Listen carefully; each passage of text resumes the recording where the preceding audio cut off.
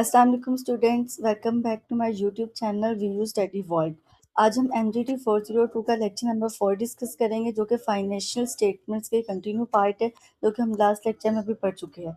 तो सबसे पहले बेसिक एलिमेंट्स जो कि फाइनेंशियल स्टेटमेंट्स में ज़रूरी होते हैं, वो इनमें से जो तीन होते हैं वो कॉस्ट से रिलेटेड होते हैं, जो कि मटेरियल एंड सप्लाईज, लेबर और फैक्ट्री ओवरहेड, ये कॉस्ट से रिलेटेड होते हैं। और जो इन्वेंट्रीज है, इन्वेंट्रीज का मतलब जो हमारा स्टॉक होता है, जो फ्यूचर के लिए हम यूज़ करते हैं, उससे रिलेटेड जो तीन चीज़ें हैं वो मटेरियल एंड सप्लाईज हैं, वर्क इन प्रोसेस और फिनिश गुड्स हैं। तो आज मैंने कुछ आपको फार्मूलाज बताए थे लास्ट लेक्चर्स में, जिनमें से तीन फार्मूलाज तो लास्ट लेक्चर में यूज़ हमने किए थे, और जो बाकी दो हैं जो आज हम इस लेक्चर में यूज़ करेंगे एग्जाम्पल्स के साथ, हम इसको देखेंगे। सबसे पहला ये फार्मूला है, cost of goods manufactured is equal to, अगर हमने कॉस्ट ऑफ गुड्स मैन्युफैक्चर यानी जो हमने चीज़ें बनाई है, मैन्युफैक्चर्ड की हैं, उसकी कितनी लागत आई है, उसको निकालने का फार्मूला क्या, टोटल फैक्ट्री कॉस्ट को हम ऐड करेंगे ओपनिंग वर्क इन प्रोसेस में, और उसमें से माइनस कर देंगे क्लोजिंग वर्क इन प्रोसेस को। तो इसका सिंपल फार्मूला ये आप याद कर लीजिए कि आप फार्मूला जो 5 फार्मूलाज मैंने आपको बताए थे लास्ट लेक्चर में, अब उसको याद कर लेंगे तो आपके फाइनेंशियल स्टेटमेंट से रिलेटेड जितने भी न्यूमेरिकल्स आएंगे, आप उसको आसानी से सॉल्व कर लेंगे। आपके MCQs के लिहाज से भी ये बहुत इंपॉर्टेंट है। अभी सबसे पहले देखते हैं cost of good manufactured rupees में। इसका ये फार्मूला जो हमने यूज़ किया है, इस फार्मूले को देखते हैं। सबसे पहले फैक्ट्री कॉस्ट है हमारे पास, ये टोटल फैक्ट्री कॉस्ट है, ये 2,30,000 है। और इसके बाद ओपनिंग वर्क इन प्रोसेस हमारे पास है यहाँ पर 30,000, इनको हमने ऐड किया और उनमें से हमने माइनस को करना है वर्क इन प्रोसेस को, क्लोजिंग वर्क इन प्रोसेस को हमने क्या किया, माइनस किया, तो हमारे पास कॉस्ट ऑफ गुड्स मैन्युफैक्चर्ड आ गई है। इस तरह ये सेकंड फार्मूला जो हमने आज इस लेक्चर में यूज करना है, वो कॉस्ट ऑफ गुड्स सोल्ड, यानी कितनी अशिया फरोख्त हुई है, उनकी कितनी लागत है। ये फार्मूला, इसको हम फार्मूले की मदद से देखेंगे। फार्मूला है कि cost of good manufactured plus जो हमने लास्ट अभी एग्जांपल में निकाली है, इसको हम ऐड करेंगे ओपनिंग फिनिश गुड्स में से, उसमें से माइनस कर देंगे क्लोजिंग फिनिश गुड्स को। एग्जांपल देखते हैं, ये कॉस्ट ऑफ गुड मैन्युफैक्चर्ड ये हमारी आई है ये, और इसमें से हम इसको ऐड करेंगे ओपनिंग फिनिश गुड्स को, और इसमें से माइनस कर देंगे क्लोजिंग फिनिश गुड्स को। तो हमारे पास ये आ गया। तो ये सिंपल, ये दो फार्मूलाज आप अच्छे से याद कर लेंगे तो इसी तरह की एग्जाम्पल सॉल्व हो जाएगी। अब यहाँ पे इसका एक प्रॉपर एग्जांपल देखते हैं हम। अब सबसे पहले डायरेक्ट मटेरियल कंज्यूम निकालना है। इसका फार्मूला जो हमने लास्ट लेक्चर में देखा था, वही है कि ओपनिंग इन्वेंट्री को हमने प्लस करना है परचेसेस में, और उसमें से क्लोजिंग को माइनस कर देना है। तो ये हमारे पास क्या आ गई, डायरेक्ट मटेरियल कंज्यूम। इसके बाद ये प्राइम कॉस्ट फाइंड किया है, इसमें से जो मटेरियल कंज्यूम आई है उसको ऐड करना है, लेबर एड डायरेक्ट लेबर को इसमें ऐड करना है, तो हमारे पास ये प्राइम कॉस्ट आ गई। या आपके आसानी के लिए फार्मूलाज मैंने यहीं पे साथ साथ लिख दिए ताकि आपको किसी भी पॉइंट पर कंफ्यूजन ना हो। इसी तरह यहाँ पर टोटल टोटल फैक्ट्री कॉस्ट का फार्मूला ये है, इसको यूज करके इन्होंने फैक्ट्री कॉस्ट ऐड फाइंड कर लिया है। और लास्ट में जो goods of cost of goods manufactured है, उसमें फैक्ट्री कॉस्ट को हमने ऐड करना है ओपनिंग, यहाँ पे ओपनिंग वर्किंग प्रोसेस को ऐड किया है, और इसमें से क्लोजिंग वर्किंग प्रोसेस को माइनस किया, तो हमारे पास कॉस्ट ऑफ गुड मैन्युफैक्चर्ड आते हैं।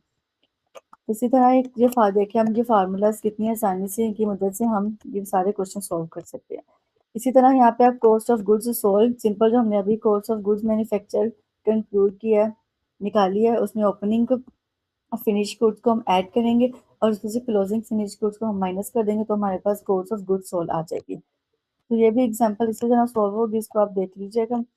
अब इसके बाद है अप्लाइड फैक्ट्री ओवरहेड कॉस्ट। अब एक न्यू कंसेप्ट है, इसको ध्यान से समझिएगा।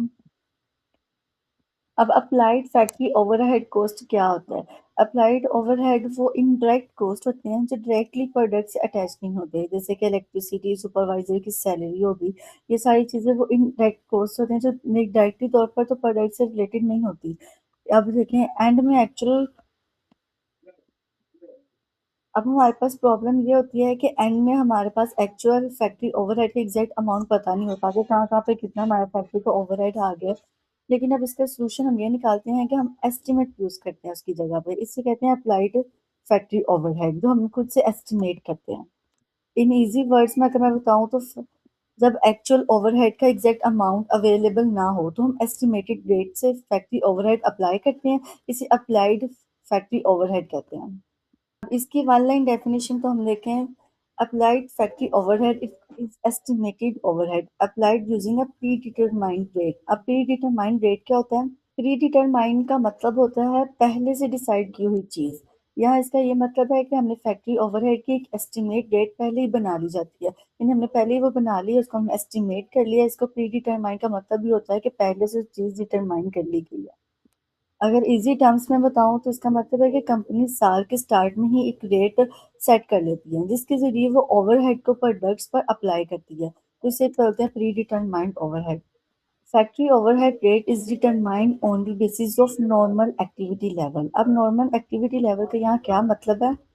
ये वो लेवल होता है जहाँ कंपनी नॉर्मली ऑपरेट करती है, ना बहुत ज़्यादा बिजी होती है ना बहुत ज़्यादा कम होती है, यानी यहाँ पर कंपनी नॉर्मल कंडीशन में वर्क करती है, ऑपरेट करती है। इन इजी वर्ड्स में नॉर्मल एक्टिविटी लेवल वो होता है जहाँ बिजनेस स्मूथली चल रहा होता है। अब एक चीज़ है एक्टिविटी बेस, यानी फैक्ट्री ओवरहेड रेट लगाने के लिए हमें बेस चाहिए होता है। तो बेस के लिए पॉसिबल जो बेसिस हैं वो है direct labour cost, direct material cost, direct labour hours, machine hours and prime cost. मतलब एक्टिविटी बेस का मतलब है कि किस बेस पर रेट लगेगा, यानी फैक्ट्री ओवरहेड का जो हम रेट लगा रहे हैं, अप्लाई कर रहे हैं, वो किस बेस पर रेट लगेगा, ये एक्टिविटी बेस बताएगा। उसकी पॉसिबिलिटीज यही है जो भी मैंने आपको पढ़कर बताई। यहाँ पर इम्पोर्टेंट बात यह है कि हर बिजनेस अपनी नेचर के हिसाब से बेस चूज करता है। फॉर एग्जाम्पल मशीन वाली इंडस्ट्री है तो वो मशीन और को देख के डिसाइड करेगी, लेबर वाली है तो वो लेबर को कॉस्ट को देख लेगी। जिस चीज का यूज ज्यादा होता है उसी को बेस बनाया जाता है। अब ओवरहेड एब्जॉर्प्शन रेट क्या होता है? ये सेम चीज का ही दूसरा नाम है, यानी pre determined factory overhead rate इसको बोला जाता है, ओवरहेड एब्जॉर्प्शन रेट भी इसको बोला जाता है। इजी वर्डिंग में अगर मैं बताऊं तो ओवरहेड एब्जॉर्प्शन रेट वो रेट है जिससे ओवरहेड को प्रोडक्ट्स में डिस्ट्रीब्यूट किया जाता है। मतलब हमारे पास मुख्तलिफ प्रोडक्ट्स है, उसमें हम ओवरहेड को डिस्ट्रीब्यूट करेंगे, उसको ओवरहेड एब्जॉर्प्शन रेट बोला जाएगा। अब मेन बात ये है कि यहाँ पे हमें कैलकुलेशन नहीं करनी पड़ेगी। अप्लाइड जो अप्लाइड फैक्ट्री ओवरहेड है हमें खुद से दिया जाता है। अब यहाँ पे हम एग्जांपल देखते हैं।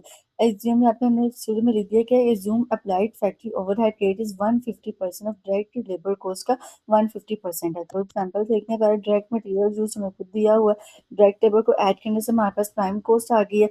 अब फैक्ट्री का जो ओवरहेड अप्लाइड है उन्होंने दिया हुआ था 150% ऑफ डायरेक्ट लेबर कॉस्ट। तो डायरेक्ट लेबर कॉस्ट हमारे पास 60,000 है, इसको हमने मल्टीप्लाई किया है 150 से, हमारे पास टोटल फैक्ट्री कॉस्ट है। यहाँ पे फार्मूला मैंने लिख दिया है, ये अप्लाइड फैक्ट्री ओवरहेड निकालने का जो फार्मूला है वो रेट मल्टीप्लाई बाय जो लेबर हमें डायरेक्ट लेबर दी गई है उसको उससे हम मल्टीप्लाई करेंगे तो हमारे पास टोटल फैक्ट्री कॉस्ट आ जाएगी। अब यहाँ पे एक डेफिनेशन दी गई है, cost of goods sold at normal. The cost of goods sold in which factory overhead cost is included on the basis of predetermined rate is termed as cost of goods sold at normal. ये इसको हम goods sold at normal बोलेंगे जहाँ पे हम pre determined rate use करेंगे factory overhead का। Examples देखते हैं यहाँ पे। हर एग्जाम्पल में आपको ये फैक्ट्री ओवरहेड खुद से दिया गया होगा, यानी 150% यहाँ पे दिया गया है, इसको हमें यूज करना है। और ये सारे फार्मूलाज मैंने आपको बता दिए, इसको कैसे निकालना है। कॉस्ट ऑफ गुड मैन्युफैक्चर कैसे निकालना है, cost of good to sold at normal हमने इसलिए लिखा है क्योंकि हमने यहाँ पे अप्लाइड फैक्ट्री ओवरहेड यूज किया है। अब आगे नए वेरी नेक्स्ट जो टॉपिक है हमारे पास वेरियंस है। अब वेरियंस क्या होता है? सबसे पहले वेरियंस वेरिएंस की डेफिनेशन देखते हैं कि जब हम अप्लाइड फैक्ट्री ओवरहेड जो हमने एस्टिमेट किया होता है और एक्चुअल फैक्ट्री ओवरहेड जो रियल में होता है उसको हम कंपेयर करते हैं इन दोनों को, तो वो उसका वेरिएंस कहलाता है। उनका जो डिफरेंस होता है ना उसे हम वेरिएंस कहते हैं। अब वेरिएंस से रिलेटेड कुछ अहम बातें, यानी जब अगर अप्लाइड जो वेरिएंस है वो एक्चुअल से ज़्यादा हो जाएगा, अप्लाइड ओवरहेड है अगर वो ज़्यादा होगा एक्चुअल से, तो इसका मतलब है ये फेवरेबल है। मतलब कोई कॉस्ट ज़्यादा चार्ज हो गई थी, बेनिफिट हमें बेनिफिट मिल गया, क्योंकि जो हमें अप्लाइड किया था हमें एक्चुअल से वो ज़्यादा मिल गया, तो इसलिए हम बोलेंगे तो ये फेवरेबल है। और अनफेवरेबल में जब अप्लाइड है वो लेस देन होगी एक्चुअल से, मतलब कॉस्ट कम चार्ज हुई है, लॉस टाइप सिचुएशन हो गई है हमारे पास, तो ये अनफेवरेबल सिचुएशन है। अब अगर अप्लाइड फैक्ट्री ओवरहेड को माइनस करेंगे एक्चुअल फैक्ट्री ओवरहेड से, अगर आंसर माइनस में आएगा तो उसको बोला जाएगा ओवर फैक्ट्री ओवरहेड, और अगर नेगेटिव आएगा उसको बोला जाएगा अंडर फैक्ट्री ओवरहेड। अब हमारे पास जो नेक्स्ट टॉपिक है वो है adjustment of under and over applied factory overhead cost. अब ये क्या होते हैं? अब जो वेरिएंस हमारे पास आता है should be eliminated from the, इसको हमने फाइनेंशियल स्टेटमेंट में से कम एलिमिनेट करना होता है एडजस्टमेंट के जरिए। वेरियस का जो ये डिफरेंस होता है ये फाइनेंशियल स्टेटमेंट्स में एरर क्रिएट कर सकता है, इसलिए इस एरर को करेक्ट करना बहुत जरूरी होता है। इस प्रोसेस को ही हम बोलते हैं adjustment of factory overhead variance. अब ये तीन चीज़ों पर एडजस्ट किया जाता है, इंटायर्ड प्रोडक्शन पर, कॉस्ट ऑफ गुड्स सोल्ड पर और नेट प्रॉफिट पर। सबसे पहले हम देखते हैं इंटायर्ड प्रोडक्शन पे, ये कैसे ही तीन चीज़ों पे होता है, work in process inventory, finish goods inventory, cost of goods inventory sold पे। अब entire production method allocates variance proportionality to work in process, finish goods and cost of goods sold पर। अब यहाँ पे देखें कि adjustment in the entire production में क्या होता है कि सबसे पहले शेयर ऑफ ईच आइटम, यहाँ पे एक फॉर्मूला मैंने लिखा हो कि शेयर ऑफ ईच आइटम, यहाँ पे हम ईच आइटम का शेयर फाइंड करेंगे इसके अंदर कि हर आइटम में कितना शेयर है। इसके लिए फार्मूला वेरिएंस को मल्टीप्लाई करना है आइटम की अमाउंट पर और टोटल करना है, हमने इन तीनों को जमा करके इस पर डिवाइड कर देना। एग्जाम्पल के साथ इसको देखते हैं, अपने आसानी के लिए आपके साथ से स्टेप्स लिखे हैं। सबसे पहले हमारे पास जो गिवन डेटा है वो वेरिएंस हमारे पास 10,000 है, work in process, finish goods और कॉस्ट ऑफ गुड्स सोल्ड, ये सब हमें दिए गए हैं। फार्मूला के मुताबिक हम इसको देखते हैं, पहले हम इन तीनों को ऐड किया, हमारे पास ये आया। और फर्स्ट इनको हम वर्किंग प्रोसेस के लिए हमने कंक्लूड किया, तो हमारे पास आंसर है 1351। इससे हम बाकी सबके लिए भी ये हमने इसको सोल्व कर लिया।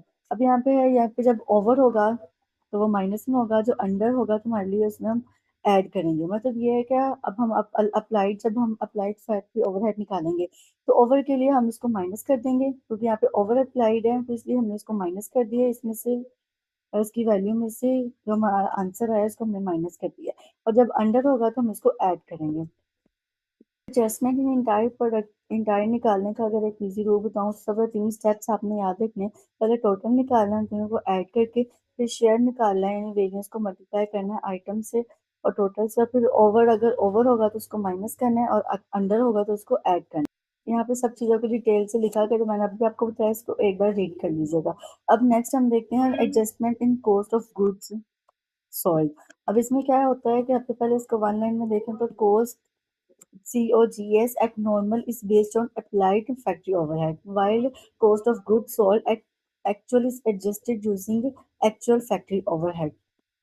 सिंपल वर्ड्स में अगर बताऊं कि जब हम applied factory overhead estimate use करते हैं तो जो कॉस्ट ऑफ गुड्स सोल्ड बनता है उसे कहते हैं cost of goods at normal, लेकिन बाद में हम एक्चुअल फैक्ट्री ओवरहेड जब पता चल जाता है तो हमें करेक्शन करनी होती है। इस करेक्शन को बोलते हैं cost of goods sold eight actual. अब इसका फार्मूला मैंने यहाँ पे लिख दिया कि cost of goods at sold at normal को हमने ऐड करना है फैक्ट्री ओवरहेड वेरिएंस में। ऐड में माइनस कैसे करना है, जैसे हमने पहले देखा था, अगर ओवर अप्लाइड होगा तो हम माइनस करेंगे, अंडर अप्लाइड होगा तो हम इसमें ऐड कर देंगे। मीन्स के जब कॉस्ट ज़्यादा चार्ज हो गई हो तो हम ओवर अप्लाइड यूज करेंगे तो हम इसे माइनस कर देते हैं ताकि एक्चुअल कॉस्ट मिल जाए हमें। नेक्स्ट टॉपिक है हमारे पास एडजस्टमेंट इन इनकम स्टेटमेंट। इसका कॉन्सेप्ट मैं आपको बता देती हूँ। इसका कॉन्सेप्ट ये है कि यहाँ एडजस्टमेंट कॉस्ट में नहीं होती, ये प्रॉफिट में होता है, इसलिए यहाँ रूल रिवर्स हो जाता है। यानी यहाँ पर ओवर अप्लाइड के लिए हम ऐड करते हैं और अंडर अप्लाइड के लिए हम इसको सब्ट्रैक्ट करते हैं, बाकी सारा कॉन्सेप्ट सेम है। ये सारी बातें यहाँ पर लिखी हुई है, आप इसको एक बार रीड कर लीजिएगा। अब आ गया है प्रैक्टिस क्वेश्चंस। अब प्रैक्टिस क्वेश्चन हम देखते हैं। पहला क्वेश्चन में है prepare cost of goods manufacture statement.